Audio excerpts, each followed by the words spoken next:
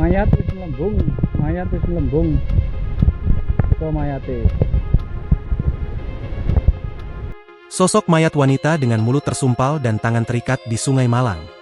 Identitas jenazah perempuan yang ditemukan di aliran Sungai Kedung Winong Desa Sukopuro, Kecamatan Jabung, Kabupaten Malang pada Selasa, 17 Februari 2026, lalu, kini telah teridentifikasi. Korban merupakan remaja perempuan berusia 17 tahun asal Kabupaten Nganjuk berinisial RA.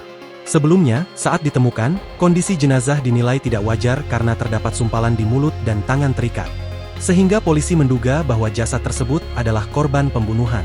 Kapolres Malang, AKBP Muhammad Taat Resdi, mengatakan korban berhasil teridentifikasi setelah tim Inafis Polres Malang melakukan serangkaian identifikasi forensik dan pemeriksaan DNA terhadap korban.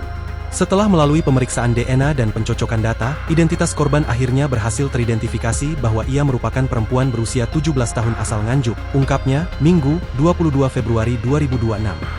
Taat menyebut, data DNA tersebut identik dengan identitas laporan kehilangan orang yang sebelumnya dibuat oleh pihak keluarga korban di Polsek Kedung Kandang, Kota Malang.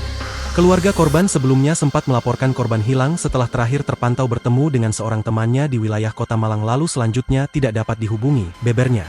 Saat ini jenazah korban telah dibawa ke keluarganya di Nganjuk untuk dikebumikan. Sementara itu, kepolisian terus melakukan penyelidikan dugaan pembunuhan. Sebab saat ditemukan, kondisi jasad korban dinilai tidak wajar karena terdapat sumpalan kain di mulut, tangan terikat, sekaligus tanpa busana. Taat menyebut proses penyelidikan dilakukan oleh tim gabungan, antara Satreskrim Polres Malang bersama Resmob Bareskrim Polri dan tim Jatanras Polda Jatim.